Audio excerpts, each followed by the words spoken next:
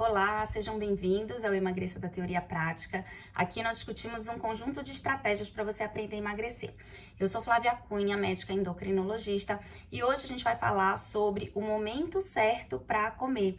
Então, você já pensou sobre isso? O momento em que você come, o momento em que você está acostumado a comer, ou então o momento em que você concentra as suas principais refeições, e isso pode determinar o seu ganho de peso, né? Ou pode determinar até a sua dificuldade em perder peso. Então, a gente vai falar, né, o momento certo em que se come pode determinar o seu excesso de peso. Esse é o título aqui do meu roteiro.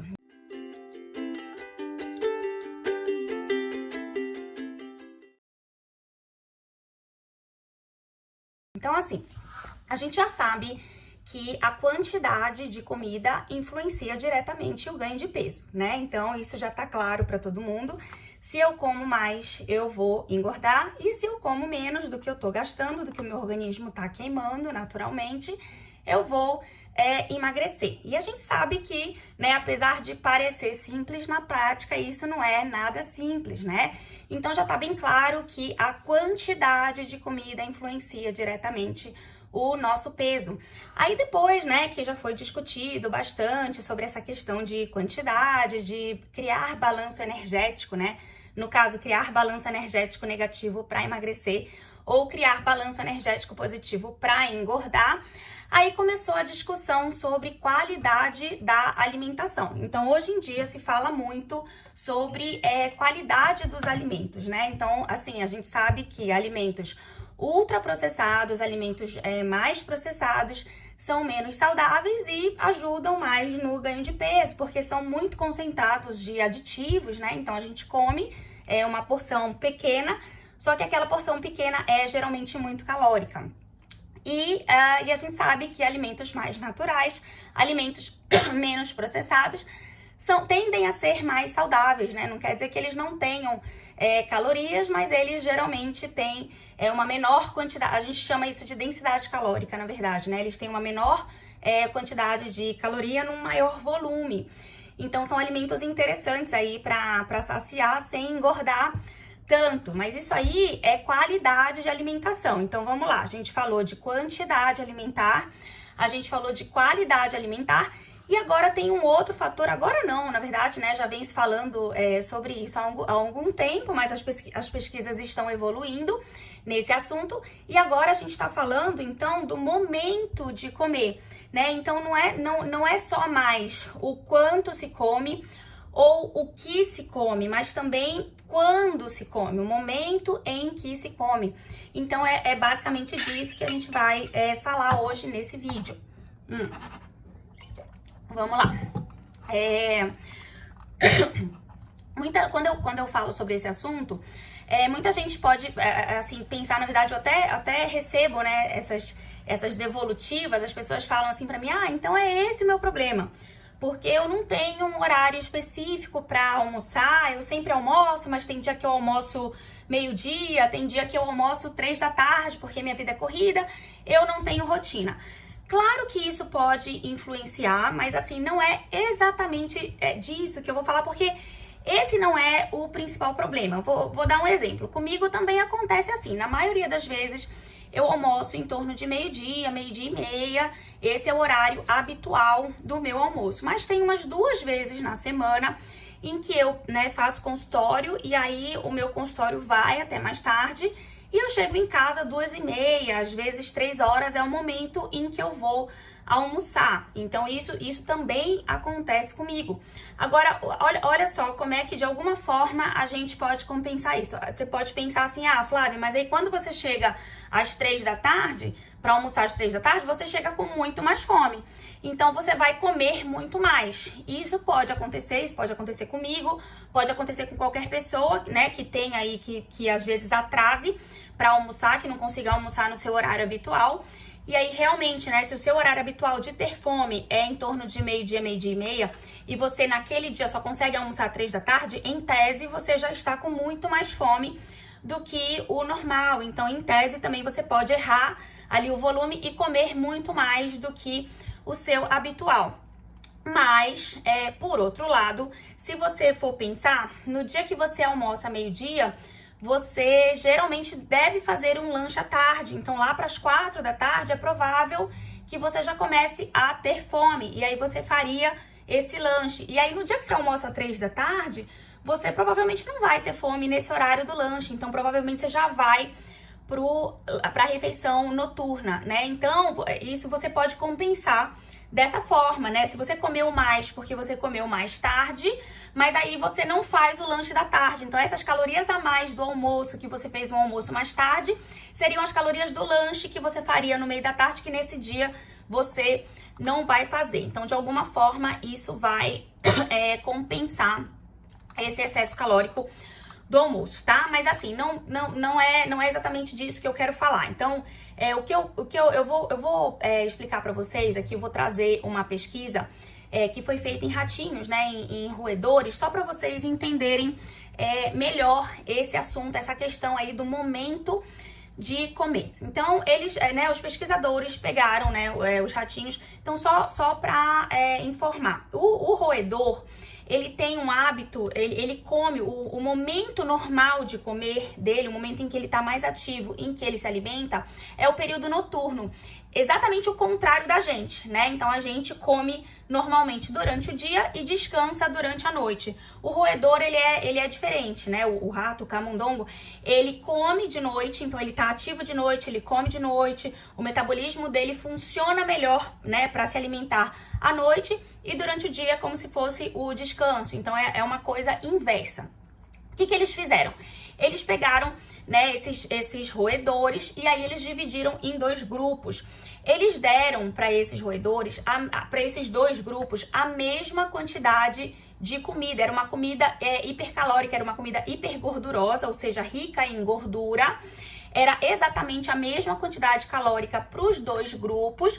E eles também fizeram o mesmo tipo de exercício. Então, o gasto calórico era muito semelhante entre os 2 grupos. Só que no primeiro grupo, eles permitiram que esses ratinhos, que esses roedores comessem no momento certo deles, ou seja, no período da noite. E o segundo grupo, eles permitiram que eles comessem durante o dia, que para eles é o momento errado. Então, lembra que é o contrário pra gente, né? E aí, o que aconteceu? Depois de pouco tempo, depois de em torno de 1 semana, eles viram que esse grupo que comeu no momento errado, lembre, comeu a mesma quantidade de caloria e teve o mesmo gasto calórico, mas esse grupo que comeu no momento errado, no momento em que o organismo não está acostumado a receber comida, engordou mais. Olha que interessante. Então, quer dizer, eles equilibraram a quantidade calórica, equilibraram o gasto calórico, mas mesmo assim teve diferença de ganho de peso. E aí se supõe que essa diferença foi exatamente porque eles comeram no momento errado. Aí você pode me perguntar assim, nossa, como que isso acontece, né? Porque, né, se foi a mesma quantidade de caloria, de onde veio essa caloria para fazer engordar, né? Então parece ser realmente bastante curioso. E aí as hipóteses são muitas, né? Mas todas relacionadas a mecanismos hormonais. Então, vamos imaginar, é provável que esse segundo grupo que comeu no momento errado e, portanto, ganhou mais peso, é provável que ele tenha tido uma maior absorção calórica dos alimentos, né? Então, tem isso também, tá? Então, a gente pode comer igual, mas, de repente, o meu organismo vai absorver mais caloria do que o seu, então eu vou engordar mais do que você, né? E isso aí geralmente está relacionado com microbiota intestinal, que sofre influência de várias questões ambientais, de vários hábitos nossos, né? Então, isso é uma hipótese. Outra hipótese, né, é relação com resistência insulínica. Então, esses ratinhos que comeram no momento errado de comer, eles comeram no momento em que o corpo está mais em resistência insulínica, justamente para aguentar o período de descanso, para aguentar o período de jejum. E aí, eles acabaram, né, metabolizando essa comida de forma diferente. Ou então, como trocou, né, o ciclo ali, sono-vigília, eles podem ter tido liberação de hormônios de estresse de uma maneira diferente. A gente sabe que os hormônios de estresse são relacionados com acúmulo de gordura, principalmente com acúmulo de gordura em regiões específicas do corpo, na região abdominal, visceral. Então, assim, são hipóteses para explicar essa questão do momento de comer, né? E isso aí faz muita diferença no resultado final, tá? Então, só tô trazendo isso aqui só pra gente ampliar a mente e pra gente entender que não é só uma conta matemática, né? Não é claro que isso continua valendo, né? A questão de comer mais do que gasta, comer menos do que gasta, é óbvio que isso continua valendo, né? Dentro do gasto metabólico, do balanço energético, né? Então isso é como se fosse o primeiro dogma, o dogma central, né? O dogma mais importante, vamos dizer assim, do emagrecimento, mas ele não é o único, a gente não pode se restringir a esse tipo de conhecimento, a gente precisa ampliar, né? Porque existem outras coisas, outros fatores que podem estar contribuindo para o nosso ganho de peso ou até para a nossa dificuldade em emagrecer, que a gente precisa conhecer e melhorar, né? Se é o nosso caso, a gente precisa conhecer, identificar e melhorar. E aí, fazendo um paralelo dessa pesquisa com os seres humanos, é a questão da gente comer de madrugada, né? Ou de noite. Então, assim, como funciona o nosso organismo? A gente, diferente dos ratinhos, o contrário, né, dos roedores, a gente está acostumado a comer durante o dia e a descansar durante a noite. Então, a noite é o nosso período de jejum fisiológico. É o período em que o nosso organismo não está preparado para receber comida. Então, o que acontece no nosso organismo durante a noite? Ele entra num estado de resistência insulínica, justamente para ele tolerar, para ele aguentar esse período de jejum, né? Que ele não sabe quanto vai ser. Geralmente são 8 horas, né? Que é o período que a gente dorme, 10 horas para alguns, às vezes menos.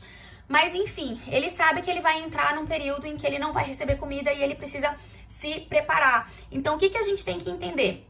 Se eu tomar, né, um copo de um achocolatado de manhã e tomar um achocolatado de madrugada, o meu organismo ele vai metabolizar esse achocolatado de forma totalmente diferente nesses dois horários, né? Então, de madrugada ele vai ter muito mais dificuldade de metabolizar e é provável que a minha glicose fique um tempo maior, um tempo mais alta, um tempo maior na madrugada do que, por exemplo, durante o dia, do que, por exemplo, de manhã, que é um período em que ele está preparado para receber alimento, tá? Claro que assim, né, uma vez ou outra, se você vai tomar, né, um achocolatado de madrugada, às vezes a gente acorda e aí fica sem sono, e aí tem aquela história, toma um leitinho quente que ajuda a dormir, realmente parece que ajuda, né, dá uma acalmada. Enfim, claro que um dia, né, uma vez ou outra que você faça isso não vai ter repercussão, né, na sua glicose, no seu peso, principalmente se você não é diabético, se você não tem nenhuma intolerância à glicose, isso não vai ter repercussão se isso é eventual. Agora, se você está acordando, né, 3, 4 vezes na semana e está ingerindo alimentos nesse período em que você acorda, provavelmente você vai ter repercussão disso no seu peso e também no seu metabolismo, tá? Muito bem, vamos lá. Então, assim, o exemplo clássico disso que eu tô explicando são os trabalhadores noturnos, né? Então, a gente sabe que os trabalhadores noturnos, eles, o que eles fazem? Eles trocam o dia pela noite. Então, eles ficam acordados durante o dia trabalhando, durante a noite, desculpa, trabalhando. E aí, eles geralmente dormem, descansam durante o dia, não o dia inteiro, mas uma parte do dia, né? E aí acaba que, como eles estão acordados à noite, eles acabam concentrando, geralmente, a alimentação deles nesse período, no período da noite, no período da madrugada, que é o período em que eles estão lá trabalhando, principalmente se é um trabalho braçal, mas não só nesses casos, né?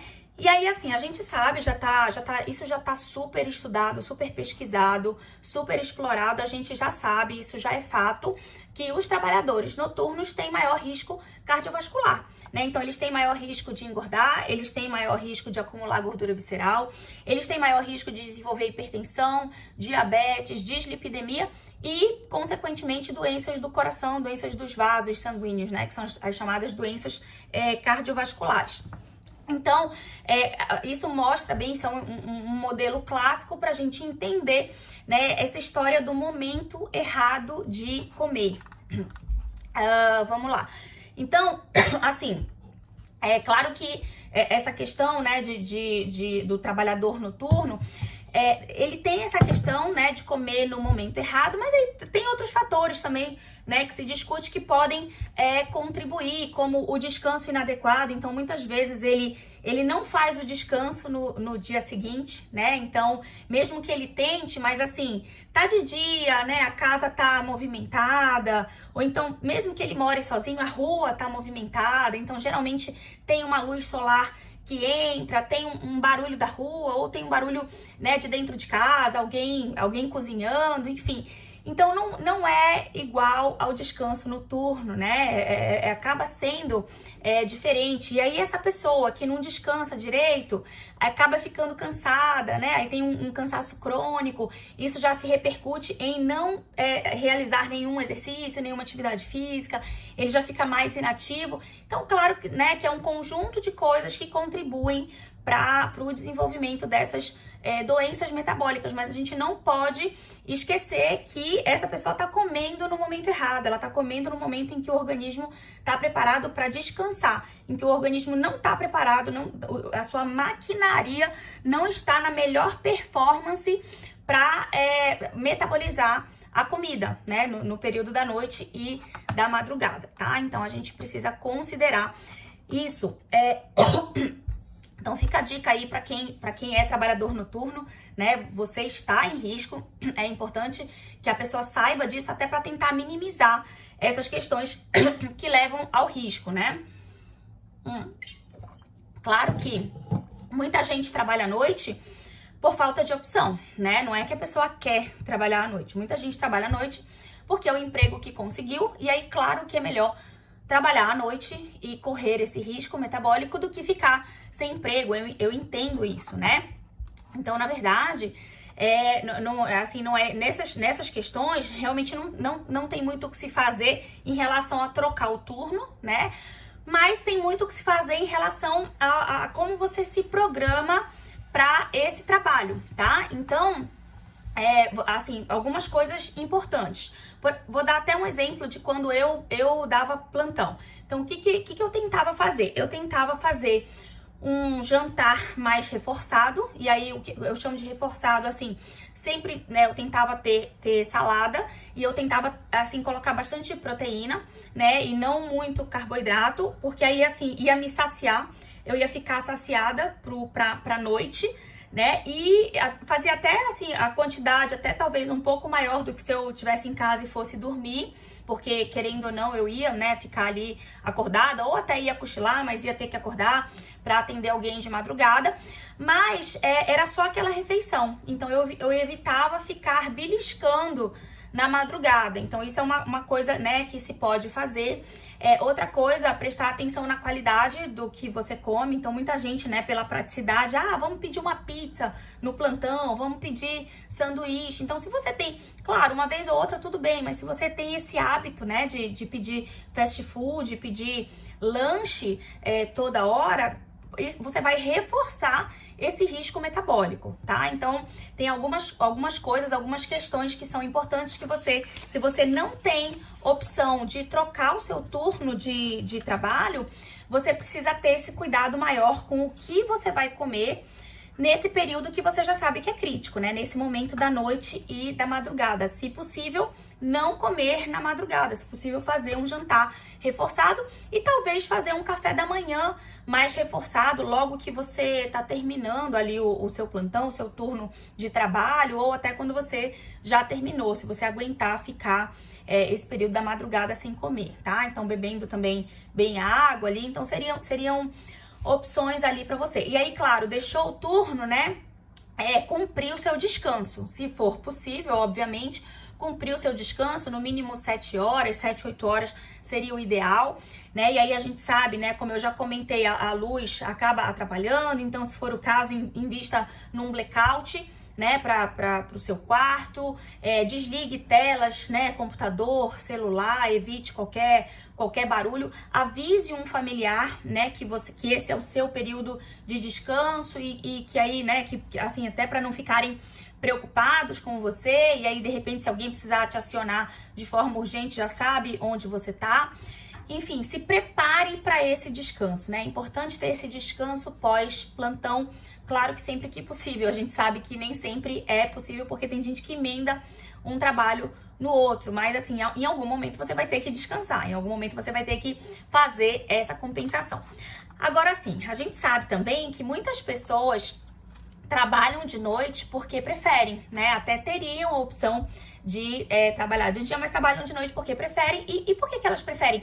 Porque geralmente o plantão da noite, ele tende a ser um pouco mais tranquilo do que o plantão de dia. Então eu já trabalhei assim, eu já senti essa diferença, né? Quando eu dava plantão de dia, não parava. Não parava, era gente toda hora, todo minuto.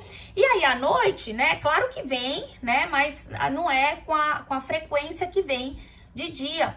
Então, o plantão tende a ser mais tranquilo, né? E aí, também, assim, você fica também com aquela falsa impressão, principalmente quando você não tem nada pra fazer no outro dia, você fica com a falsa impressão de que o seu tempo rende mais. Porque você sai do plantão e aí você imagina assim, nossa, tenho o dia inteiro pra fazer tudo que eu quero, né? Então, isso é muito perigoso, né? Esse raciocínio, esse pensamento é muito perigoso, porque aí você não vai se dar o descanso necessário, né, no dia seguinte, tá? Então você, assim, para essas pessoas que têm a opção de escolher o seu turno de trabalho, coloque na balança, né? Saiba que talvez não vá valer a pena para o seu metabolismo, para o seu peso, para sua saúde, talvez não vá valer a pena esse falso descanso, né? Esse falso plantão mais tranquilo. Isso de fato não compensa, né? Porque uma hora a conta vai chegar para você e aí você pode se arrepender dessa escolha. Então, assim, eu mesmo quando dava plantão, né, eu tinha uma meta na vida. Então, na minha cabeça era assim, primeiro eu quero me livrar do final de semana, porque tinha uma época que eu dava plantão todo sábado e dava plantão 1 ou 2 vezes à noite, fora o trabalho de dia. Então, o que eu pensava? Nossa, o meu primeiro objetivo é largar esse final de semana, ficar com o final de semana livre. E o meu segundo objetivo é largar à noite. Hoje em dia, eu acho que eu até pensaria o contrário, né? Eu quero primeiro largar o plantão noturno e depois largar o plantão do final de semana. Se eu tivesse que voltar a dar plantão, eu preferiria trabalhar no final de semana do que trabalhar à noite, né? Então, justamente, né, por essas questões. Então, se a gente puder escolher, a nossa noite tem que ser sagrada em casa, na cama, descansando, para o corpo recuperar, né? Para o corpo se revigorar o suficiente, né? Dali da correria do dia. Então, claro, né? Na época da residência, eu não tinha escolha. Se eu quisesse fazer um dinheiro por fora, eu teria necessariamente que trabalhar ou de noite ou no final de semana, que era o que eu fazia. E aí era muito ruim, porque eu saía, eu passava o dia inteiro, muitos residentes, né, muitos médicos fazem isso, trabalham durante o dia, dão um plantão noturno, ou seja, já emendam, já vão direto, às vezes tem 1 horinha para lanchar, já vão direto pro plantão noturno, e aí já vão no outro dia seguinte direto pro plantão diurno da residência, no caso, né, ou então, se não for mais residente, do seu trabalho, enfim. Então, pense nisso, né? Coloque sempre como meta na sua vida. Não tem dinheiro que pague a nossa saúde. Claro que num período da vida a gente tem que fazer, né? Não tem muita escolha, mas assim, que isso seja um período curto. Não se acostume, né, com essa rotina, porque você, assim, uma hora você vai ter os efeitos metabólicos disso. E isso pode ser muito perigoso para a sua saúde. Bom, outro momento crítico que eu queria comentar é o momento de puerpério, né? Porque é uma coisa frequente nas mulheres. Eu tenho muita paciente que me procura porque teve peso retido na época da maternidade. Peso retido é aquele peso que, né, eu pesava 60 quilos, depois que eu tive filho eu passei para 80, né? Então a minha média de peso ficou em 80 e eu não consigo mais emagrecer. E o puerpério, ele pode ter uma influência importante, não é só o período da gestação, né? O puerpério, ele pode ter uma influência importante. O puerpério é um momento pós-parto, né, em que a mulher geralmente amamenta, né? E são os primeiros dias ali de cuidado com o bebê, com o recém-nascido. Então, o que acontece? Essas mulheres, elas dormem muito mal, né? E aí, como elas têm que acordar para amamentar o bebê e também a amamentação dá muita fome, elas comem muito e elas acabam comendo de madrugada. Então, lembra, é um período também crítico aí, né? Um período perigoso para se alimentar. O que eu tentava fazer na minha época, que eu acho que é uma dica importante aí para mulheres que estão sofrendo com isso.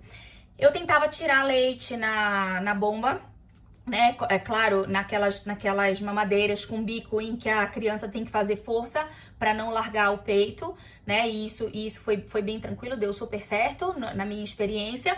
E aí, assim, eu meio que sacrificava os meus dias para garantir a minha noite. Então, alguém me ajudava. Em uma acordada da minha bebê, alguém dava, né, a mamadeira que eu tinha separado durante o dia, que eu tinha conseguido coletar durante o dia, dava a mamadeira para ela. Então, com isso, eu ganhava mais 2 horas de sono, né? Se eu não acordasse pelo menos uma vez que ela acordasse, eu dormia, de repente, 4 horas direto, ou até 5 horas direto. Então, isso já me ajudava, já me revigorava.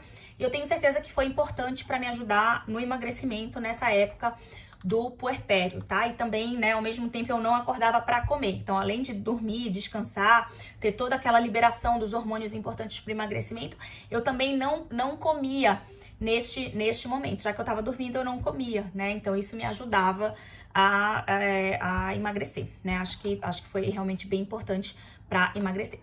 Agora, assim, não é só o horário da noite que importa, tá? Então, tem vários estudos sugerindo que uma forma boa, né, de perder peso é você concentrar as refeições nas primeiras horas do dia. Então, é aquela brincadeira que a gente fala que você deve tomar café de rei, almoçar como um príncipe e jantar como um mendigo, né? Ou seja, o jantar deveria ser mais leve e as maiores concentrações de comida deveriam ser no café e no almoço. Então, assim, isso funciona muito bem para muita gente, mas tem várias pessoas que não se adaptam com essa rotina. Eu acho até, né, pela experiência que eu tenho, eu acho até que o brasileiro, ele almoça como um rei, toma café, sei lá, como um príncipe, desculpa, toma café como um mendigo e janta como um príncipe. Então, eu vejo a maioria das pessoas concentrando a comida mais, principalmente no almoço, né, almoço e tarde, e muita gente também com muita fome à noite. Às vezes é até o contrário, às vezes come até mais à noite do que no almoço. Mas o que eu mais vejo é uma concentração maior de comida no almoço. O almoço parece ser a principal refeição do brasileiro, né? Um pouquinho diferente aí de outras culturas. Então, assim, né? Os estudos mostram isso. Claro que a gente vai seguir se a gente conseguir.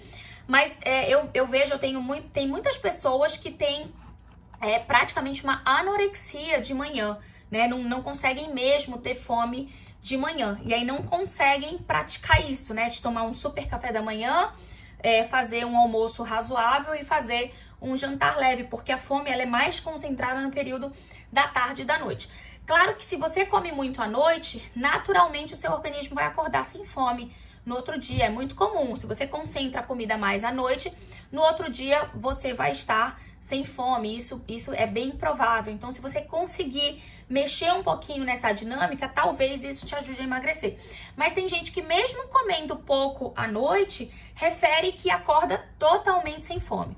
E aí, para esse perfil, né, para esse padrão, é difícil você aplicar isso, né? Então uma estratégia que seria, né, uma estratégia para você tentar minimizar essa questão e ajudar no emagrecimento seria você tentar fazer o jejum matinal. Já que você acorda sem fome, então você não comeria pela manhã, né? Você deixaria para comer ou no meio da manhã ou até, quem sabe, no almoço. Isso é um tipo de protocolo de jejum intermitente. E, na verdade, você não vai estar fazendo isso porque você quer fazer jejum intermitente. Você vai estar fazendo isso porque o seu organismo está sinalizando que não tem fome pela manhã, né? Então, se você não tem fome, você não é obrigado a comer. O que você pode fazer, se você quiser tentar, né, colocar essas refeições mais pro início da manhã, você pode experimentar alguns dias da semana, começar a jantar bem leve e sentir se o seu organismo demonstra mais fome pela manhã. Se sim, talvez seja uma prática para você continuar, né? E isso pode ajudar no emagrecimento, porque, volto a dizer, período da noite, período da madrugada, o nosso organismo ele já está se programando para descansar. Então, ele não está com a sua melhor performance de maquinaria para metabolizar alimentos. Por isso que isso pode ajudar no emagrecimento. Mas tem aquelas pessoas que não vão se adaptar, e aí a opção seria você fazer o jejum intermitente invertido, você não comer de manhã e aí comer só quando o seu organismo sinalizar realmente fome, né? Então isso seria uma dica. Outra coisa importante também que eu queria comentar ainda nesse vídeo é você tentar encurtar a sua janela de alimentação. Tem um pouco a ver com o jejum, né? Com o jejum intermitente. Então, assim, tem gente, não é que você vá necessariamente fazer o jejum intermitente, mas tente entender. Tem gente que passa as horas do dia inteiras comendo, né? Então você dorme 8 horas e fica 16 horas acordado, das suas 24 horas.